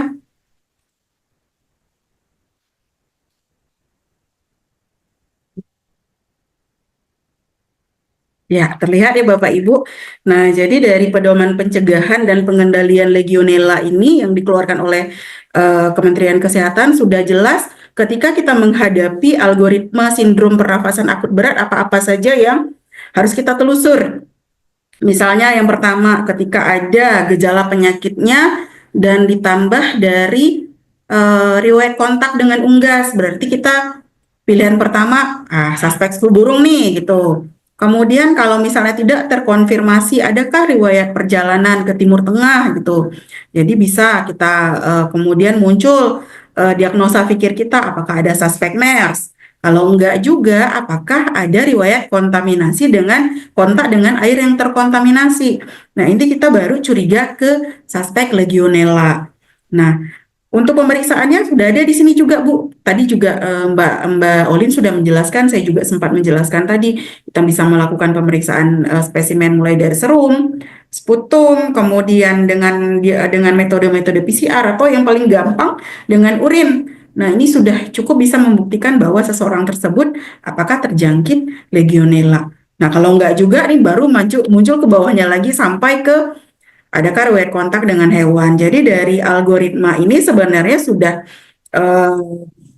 cukup memadai ya Bu ya untuk ketika kita menghadapi pasien dengan gejala infeksi saluran nafas berat. Tapi kalau misalnya gejalanya itu ringan-ringan saja, tidak perlu treatment berlebihan, saya rasa tidak perlu kita curigai sampai ke arah sana. Karena memang untuk pemeriksaan juga butuh biaya, kecuali kita berada pada kondisi yang mengharuskan melakukan pemeriksaan penyelidikan epidemiologis.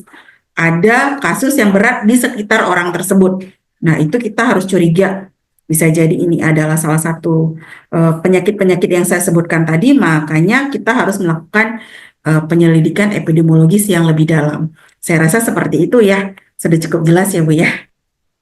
Ya, terima kasih. Saya kembalikan Mbak. Oke, sama-sama Bu. Oke Dok, tadi juga sudah dijawab sama Bu Rika ya di bawah. Cukup Dokter dan Mbak Olin, terima kasih atas jawabannya. Dan mungkin Bapak dan Ibu kita lanjut dulu ke Pak Endro ya, karena Pak Endro sudah raise hand dari tadi. Silakan Pak. Oke, terima kasih. Ini ini kan acaranya itu ngopi ya, ngobrol santai ya, ngobrol santai. Artinya itu, ini mungkin saya tidak tanya, cuma ini opini aja. Kebetulan saya satu marga dengan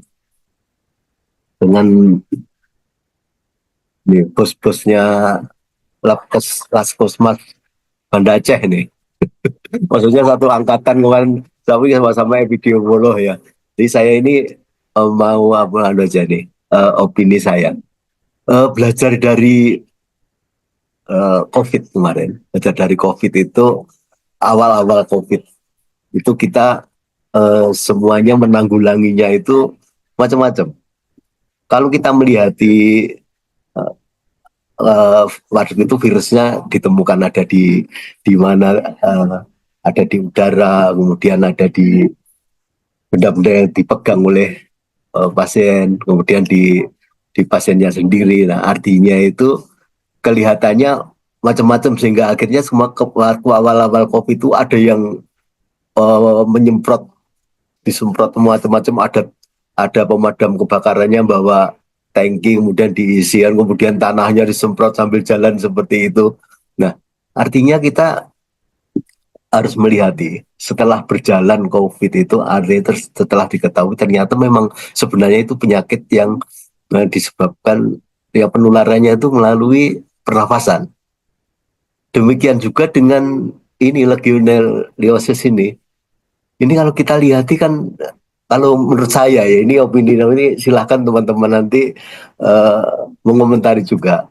Kalau menurut saya itu kok legionellosis itu walaupun itu kumannya ada di air, kemudian juga di udara ya, di droplet, kemudian ada di juga di AC, di mana itu. Nah, itu kalau menurut saya itu sebenarnya penyakit saluran pernapasan gitu. Kalau air itu cenderung menularnya itu melalui pencernaan, kalau menurut saya. Jadi beberapa kasus saya kebetulan waktu membimbing epidemiolog yang di Ciloto itu. Nah, kebetulan ada yang dari Bali itu waktu itu membahas kasus mengenai legionellosis ini. Nah, di situ ternyata kasusnya dari orang bule, jadi orang bule yang datang dari luar kemudian masuk Indonesia, kemudian setelah itu ya kemudian kena itu. Nah, bisa jadi memang dibawanya dari luar ya. Kemudian setelah dicari, diselidiki, ternyata di AC yang tidak pernah dirawat itu memang ditemukan di situ banyak kumannya, legionellanya itu. Nah, saya yakin bahwa penularan itu melalui droplet atau melalui udara, seperti itu. Memang sekarang tidak ditemukan orang ke orang, tetapi saya yakin karena memang jenis legionella pertumbuhannya tidak secepat virus itu. Kemudian dia kumannya juga pertumbuhannya waktu di dalam inkubator pun juga tidak begitu cepat karena mungkin ada lapisan itu tadi ya, lapisan itu tadi. Nah, makanya itu mungkin menjadi bahan pertimbangan kita nanti karena pemecahannya, nanti tindak lanjutnya terhadap kasus itu lebih efektif dan efisien. Jadi selama ini kayaknya kalau dia memang ada di air, ada di udara, ada, tapi kalau menurut saya sih sepertinya itu karena penyakitnya penularannya melalui pernapasan, tidak bisa berpindah dari dia dari pencernaan karena airnya. Kalau dihitung gitu banyak sekali, Indonesia harusnya dari dulu banyak. Kalau ini kita lihat aja 30-an kasus itu dari 2023 sampai 2025 itu ada 32 kasus seperti itu di Indonesia. Dan itu ada kematiannya 3 orang ya, artinya sekitar 30% CFR-nya. Ya, itu memang 3% ya benar ya, 10%-an lah, 10% ya CFR-nya. Jadi itu mungkin teman-teman bisa memberikan tanggapan. Mungkin saya bisa salah, tapi kok saya yakin itu kok sebenarnya itu menular pernapasan, sehingga kita pemecahannya nanti ya setiap ada penemuan kasus kita waspadai terhadap dia datang dari mana, kemudian siap kontaknya dengan siapa saja. Nah, kemudian kita melihat yang mungkin untuk menularkan melalui udara itu, gitu. Di situ yang harus kita tanggulangi. Mungkin itu, terima kasih. Assalamualaikum warahmatullahi wabarakatuh. Waalaikumsalam warahmatullahi wabarakatuh. Terima kasih Pak Endro. Mungkin dari Dokter Nelly ada tanggapan, Dok? Ya, baik, terima kasih Mbak Yunita, terima kasih Pak Endro. Ya, saya setuju sih dengan Pak Endro ya. Sebenarnya memang penularannya ini memang droplet walaupun dari air. Jadi memang nggak muncul gejala khas ke saluran cerna. Jadi munculnya itu adalah gejala ke saluran nafas, pneumonia. Walaupun kontak antara manusia ke manusia itu ditemukan dalam jumlah yang sangat kecil, itu saya pernah baca hasil penelitiannya. Namun yang paling banyak itu dari sumber aslinya, sumber penularan dari alamnya itu langsung ke human seperti itu. Untuk sebenarnya bagaimana, apakah kalau Pak Endo tadi menyebutkan harusnya dari dulu kasusnya udah tinggi. Balik lagi mungkin sistem imun kita juga berkembang baik, dan memang yang namanya penyakit disebabkan oleh bakteri tidak segampang itu untuk proses penularan dibandingkan dengan virus, karena virus ini kan proses penyebarannya sangat cepat, proses mutasinya juga berlangsung terus, sehingga memang kita kesulitan untuk menghadapi pengobatan dengan virus. Pada intinya sih saya setuju dengan Pak Hendro. Memang kita harus betul-betul memikirkan cara yang efektif untuk mengatasi Legionella ini supaya nggak ada muncul dampak yang lebih luas di masyarakat. Penting sekali melakukan PE pada kasus-kasus yang memang kita curiga ke arah Legionella, apalagi munculnya itu di tempat-tempat umum seperti rumah sakit seperti itu. Jadi kita bisa lihat situasi di rumah sakit di mana orang-orang dengan butuh rawatan lama. Coba kita bayangkan kondisi sistem pengairan di rumah sakit itu tidak baik ya. Mulai dari sistem air di perpipaan, bahkan sampai ke yang kalau misalnya pasien-pasien menggunakan ventilator, menggunakan alat-alat medis lainnya, tentu ini sangat-sangat mengkhawatirkan. Namun kan balik lagi ya Bapak Ibu, negara itu sudah berusaha mengatur bagaimana kualitas dari air yang kita konsumsi setiap harinya dalam sebuah aturan yang ada standar baku mutunya. Saya rasa inilah peran dari laboratorium untuk dapat membantu ikut serta dalam proses pencegahan penyakit ini. Jadi kita bisa ikut serta dalam proses pemeriksaannya, tuh. Mulai dari pemeriksaan airnya bahkan sampai pemeriksaan pasiennya, semuanya laboratorium bisa berperan. Saya rasa seperti itu, Mbak. Terima kasih. Oke, terima kasih atas tanggapannya Dokter Nelly. Mungkin Dokter Endro Bapak Endro apakah sudah ini Pak sudah puas dengan tanggapan dari Dokter Nelly? Ya, terima kasih. Oke, terima kasih Pak Endro. Mungkin sebelumnya Bapak dan Ibu, karena kita mungkin juga keterbatasan waktu ya, dan di sini sebenarnya ada 3 pertanyaan untuk Mbak Roslin, dan saya rasa ini satu pertanyaan dari Pak Jadid kembali, begitu Dokter, dan ini mungkin ke Pak Jadid terlebih dahulu, karena nanti mungkin yang pertanyaan ke Mbak Olin nanti langsung dijawab sekaligus, boleh ya Mbak ya? Iya, boleh. Oke, mungkin kita ke pertanyaan dari Pak Jadid dari Polkes Palu yang tadi juga penanya pertama, yaitu apakah ada hasil penelitian galon air minum isi ulang dari depot-depot berapa persen terkontaminasi Legionella? Mungkin boleh Dok?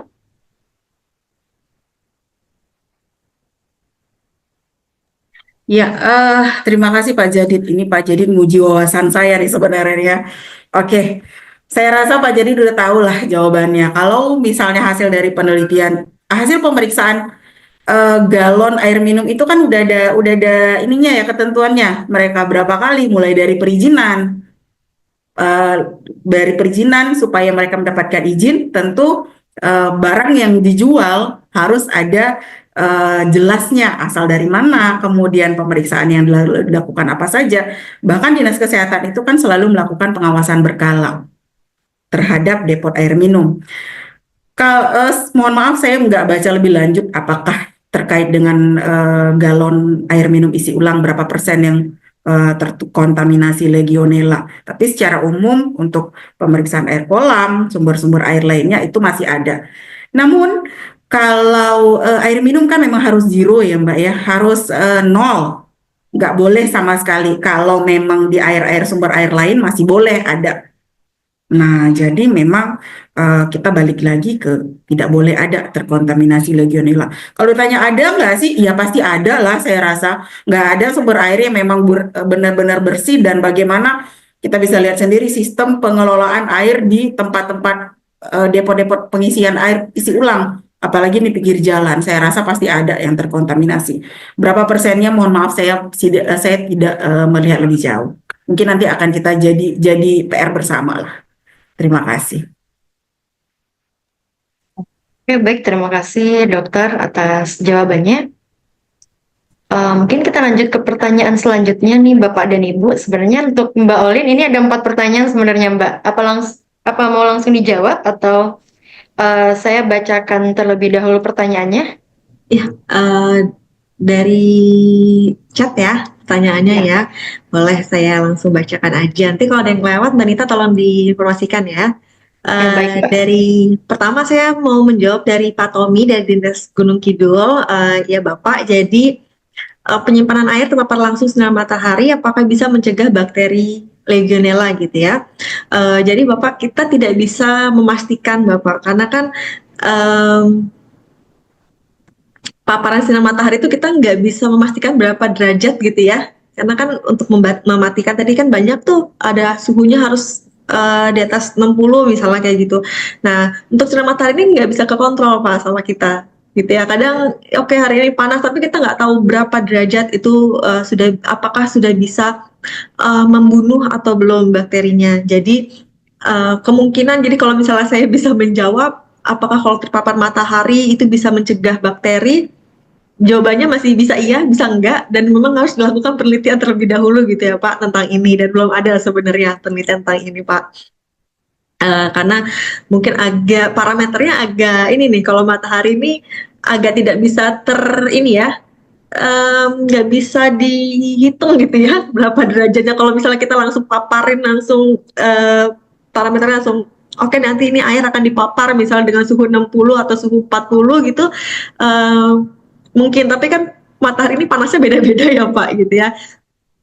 Dan kondisi perharinya beda, jadi saya belum bisa memastikan, dan memang belum ada Pak penelitian tentang itu untuk paparan sinar matahari ini mematikan Legionella, seperti itu ya Pak. Kemudian terima kasih Bapak atas pertanyaannya. Kalau mungkin ada yang ingin dikonfirmasi kembali bisa via chat. Kemudian selanjutnya dari ibu atau Bapak ledger pribadi, gitu ya. Jadi untuk lab yang sudah melakukan pemeriksaan ini, saya tadi beberapa ngecek untuk di Indonesia itu sudah ada beberapa lab swasta yang melakukan pengujian Pak, gitu ya, untuk pengujian Legionella ini. Saya memang belum pernah datang ke labnya, tapi sepertinya mereka menggunakan metode kultur, gitu ya. Yang paling sering sekarang digunakan di lab adalah metode kultur. Saya beberapa kali ngobrol juga ke labkes gitu, beberapa labkes untuk pengujian Legionella apa sih yang paling enak, yang paling mudah gitu ya, yang paling akurat yang digunakan. Mereka selama ini masih menggunakan metode kultur gitu. Nah, kultur ini sendiri Bapak Ibu, tapi jadi concern mereka selanjutnya adalah tapi waktunya lama Mbak, katanya gitu. Jadi kan kadang sampel masuk terus 3 minggu baru keluar hasilnya, sedangkan ini kan misalnya sampel-sampelnya dari hotel gitu yang biasanya harus butuh cepet nih gitu untuk pengujiannya, tapi bisa 3 minggu baru keluar hasilnya, seperti itu.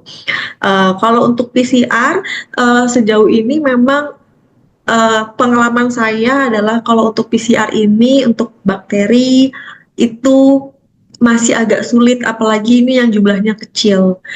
Biasanya kalau kami untuk PCR, selain tadi ya metode sudah informasikan ya, kalau memang itu susah sekali didapatkan atau misalnya susah sekali untuk diekstraksi sampelnya, setelah difilter biasanya kami tumbuhkan dulu gitu Jadi ditumbuhkan dulu, baru nanti dimasukkan di ekstraksi gitu. Karena untuk bakteri ini untuk masuk ke PCR itu kita mengacu pada bakteri-bakteri yang lain gitu ya, pengujian yang seperti E. coli untuk cemaran-cemaran itu biasanya kita kultur dulu, akan lebih mudah mendapatkannya dibandingkan kita langsung direct sampling gitu ya.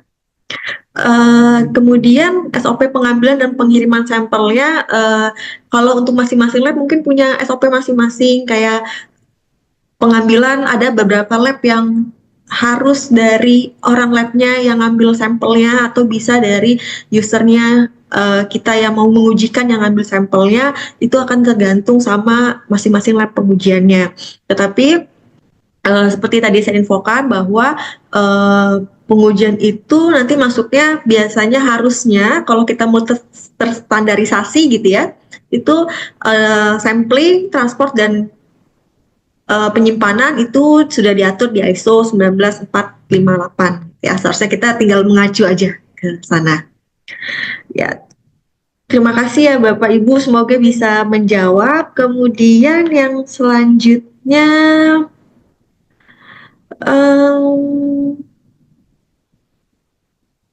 ini ya, dari Ibu Esa Tumorang dari BLKM Batam.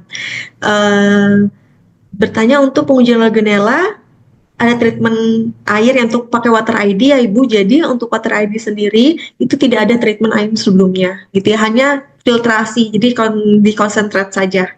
Memang itu sudah masuk ke dalam metode masuk dalam prosedur dalam si Regipit. Jadi sebelumnya di concentrate, kemudian baru di analis menggunakan reagen-reagennya, kemudian diujikan, dikuantifikasi menggunakan alat. Tapi untuk air-air yang jumlahnya diperkirakan jumlahnya agak besar, kami menyarankan untuk didilusi terlebih dahulu. Gitu. Kemudian apakah dapat mendiagnosis Legionella pneumonia? Oke. Jadi untuk Legipit itu dia adalah mendeteksi Legionella sp. Jadi kan kalau itu spesies ya, kita mainnya di ranahnya spesies. Kemudian berarti untuk Legionella pneumophila ini bisa mendeteksi di dalamnya, tapi tidak spesifik hanya untuk itu.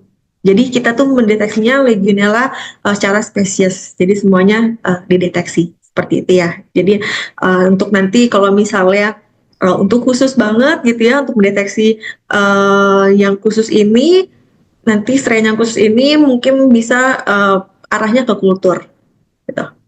Karena nanti kan kultur dia ada media tersendirinya. Pakai konfirmasi biasanya.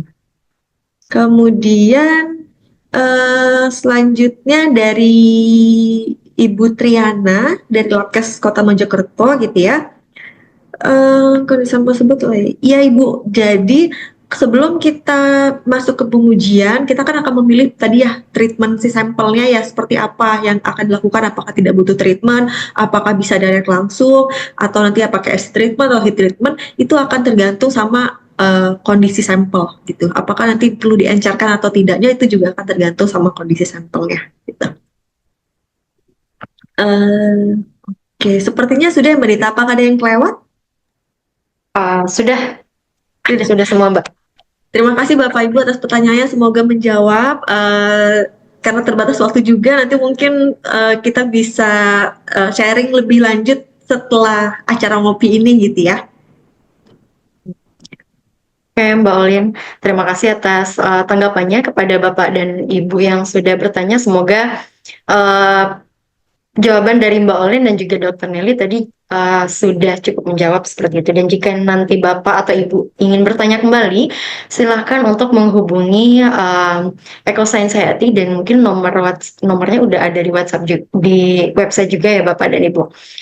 Dan selanjutnya Bapak dan Ibu, kita masuk mungkin kepada Dr. Nelly dan juga Pak Jontari, silahkan untuk memilih 3 penanya terbaik. Apakah mungkin sudah ada, Dok? Bu Nelly kelihatannya sudah memilih, Bu. Silakan Bu Nelly. Oke, baik. Ini hadiah seru-seruan ya Bapak Ibu ya. Mohon maaf kalau memang penilaian saya tidak sesuai dengan harapan Bapak Ibu. Karena sebenarnya yang kita harapkan dari sini adalah sesi berbaginya ya. Mohon maaf nanti kalau memang ada pengucapan nama yang salah yang saya sebutkan, khawatir salah ingat. Tadi dari penanya yang kedua, Ibu yang dari Labkesda Majalengka kalau nggak salah yang raise hand, benarkah? Majalengka apa Mojokerto ya, saya lupa. Yang penanya kedua. Ibu Rita ya, Dok ya? Ya, Dari Mojokerto, Dok. ya Mojokerto Iya. ya, mohon maaf. Ada 3 ya Mbak ya? Iya, Oke, yang kedua ada Pak Endro. Kemudian dari penanya dari chat tadi saya udah milih ke Bu Rika. Ibu Rika. Oke. Ya, Oke, selamat terima bagi Bapak kasih. Ibu. Ya. Oke, selamat Bapak Ibu yang sudah menjadi penanya terbaik dan semoga nanti hadiah yang mungkin akan kita berikan bisa dimanfaatkan dengan baik gitu. Dan nanti kami izin menghubungi ya Bapak dan Ibu yang sudah terpilih menjadi penanya terbaik. Baik Bapak dan Ibu, saat ini kita sudah berada di penghujung acara dan kepada Bapak dan Ibu mungkin terakhir kita sebelum penutupan boleh nih Bapak dan Ibu untuk kenang-kenangan kita sesi dokumentasi terlebih dahulu. Silakan kepada Bapak dan Ibu untuk open cam dan menampilkan senyum terbaiknya nanti karena akan kita posting di sosial media kita dan mungkin juga akan dikolaborasikan dengan BLKM Banda Aceh.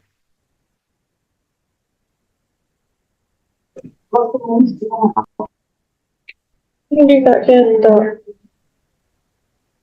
Silakan Bapak dan Ibu. Di sini kita cukup banyak slide. Di sini kita ada 8 slide Bapak dan Ibu. Jadi agak lama mungkin kita tersenyumnya ya Bapak dan Ibu ya.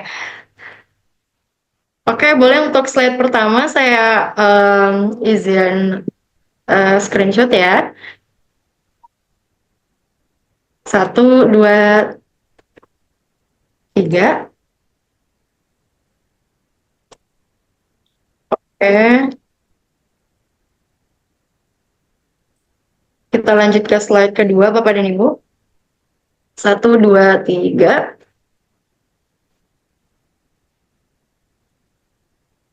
Lanjut ke slide ketiga. 1, 2, 3.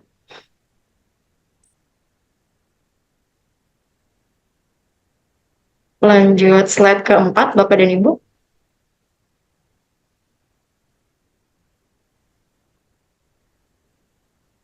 Oke, kita lanjut ke slide kelima.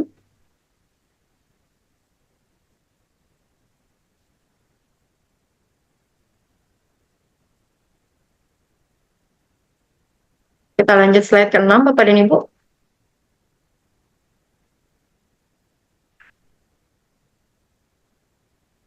Selanjutnya slide ke-7.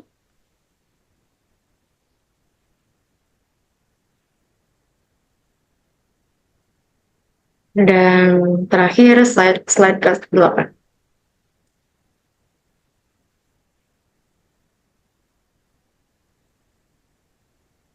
Oke, terima kasih Bapak dan Ibu semuanya dan saya izin reminder ya Bapak dan Ibu. Nantinya kita dari EcoScience Hayati akan mengadakan survei setelah ini dan mungkin kita akan menghubungi Bapak dan Ibu masing-masing untuk survei terkait apakah Bapak dan Ibu tertarik untuk diadakan pelatihan tentang Legionella secara offline. Jadi kita bisa bertemu dan ngopi bareng seperti yang tadi Pak Endro sudah bilang ya Pak ya. Kita nanti semua kita bisa ngopi bareng gitu. Halo, Ibu?